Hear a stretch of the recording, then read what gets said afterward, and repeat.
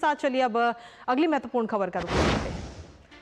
जी हां, आपको बता दें अगली महत्वपूर्ण खबर 22 अप्रैल को पहलगाम में हुए आतंकी हमले के बाद से पाकिस्तान के खिलाफ कई बड़े और महत्वपूर्ण कदम उठाए गए।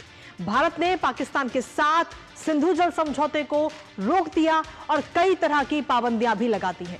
खुद प्रधानमंत्री नरेंद्र मोदी ने कहा कि आतंकवाद मानवता के लिए खतरा है और निर्णायक कार्रवाई करेंगे। तो वहीं अब देश के रक्षा मंत्री राजनाथ सिंह का भी बयान सामने आ चुका है। उन्होंने कहा कि देश जैसा चाहता है वैसा ही होगा। अब इस बयान के जरिए रक्षा मंत्री राजनाथ सिंह ने पाकिस्तान को सीधा और सख्त संदेश दे दिया है। तो वहीं दूसरी तरफ पाकिस्तान लगातार सीज फायर का उल्लंघन कर रहा है, जिसका भारतीय सेना लगातार मुंहतोड़ जवाब भी दे रही है।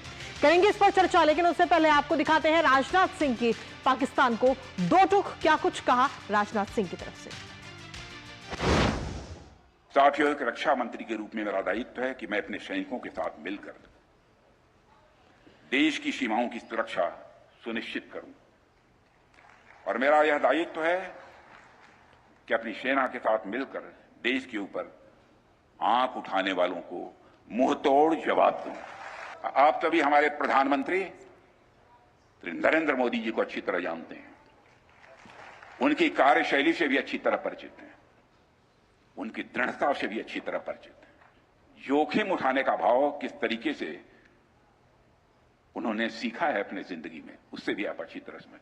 मैं आपको आश्वस्त करना चाहता हूं, प्रधानमंत्री मोदी जी के नेतृत्व में जैसा आप चाहते हैं वैसा होकर रहे।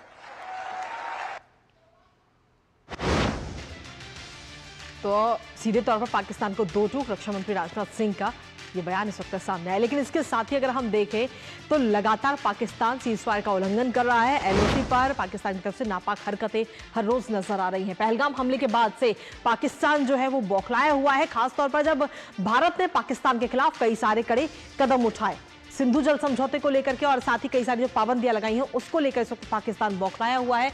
एलओसी पर लगातार संघर्ष विराम का उल्लंघन किया जा रहा है पाकिस्तान की तरफ से। और इसके साथ ही आपको बता दें कि कुपवाड़ा, पुंछ, राजौरी, मेंढर, नौशहरा समेत कुल 8 सेक्टरों में ये गोलीबारी की जा रही है पाकिस्तान की तरफ से, और हर मोर्चे पर मुंहतोड़ जवाब हमारी भारतीय सेना लगातार दे रही है, क्योंकि पिछले कई दिनों से लगातार ये सीज फायर का उल्लंघन पाकिस्तान की तरफ से किया जा रहा है।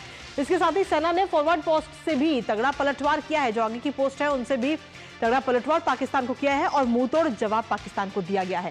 तो एलओसी पर सेना भी इस वक्त हाई अलर्ट मोड पर है, और साथ ही सभी सेक्टरों में तैनाती भी इस वक्त सेना की कर दी गई है। हर सेक्टर में भारतीय सेना इस वक्त वहां पर तैनात है, ताकि पाकिस्तान की तरफ से कोई भी अंदेशा हो तो तुरंत उसका जवाब दिया जाए भारतीय सेना की तरफ से। सेना पूरी तैयारी में है, हथियार, गोला बारूद भी मुहैया करा दिए गए हैं भारतीय सेना को, और सेना की तरफ से भी दो टूक मैसेज है कि हर हरकत का सीधा जवाब दिया जाएगा भारतीय सेना की तरफ से। तो पहलगाम हमले के बाद में पाकिस्तान इस वक्त बौखलाया हुआ है, और इस तरीके से एलओसी की अगर हम बात करें तो लगातार एलओसी पर इस वक्त उल्लंघन किया जा रहा है सीज फायर का। पहलगाम हमले के बाद में सुरक्षा परिषद की भी आज अहम बैठक होने जा रही है।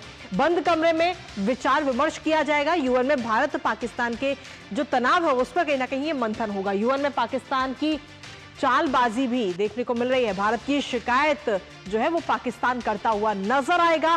सिंधु जल संधि जो है उसका जब निलंबन किया गया तो उसके विरुद्ध अब पाकिस्तान नजर आ रहा है। भारत का कड़ा एक्शन, और जिससे पाकिस्तान इस वक्त बौखलाया हुआ है। भारत ने अटारी बॉर्डर और साथ ही सिंधु जल संधि को भी बंद कर दिया गया है।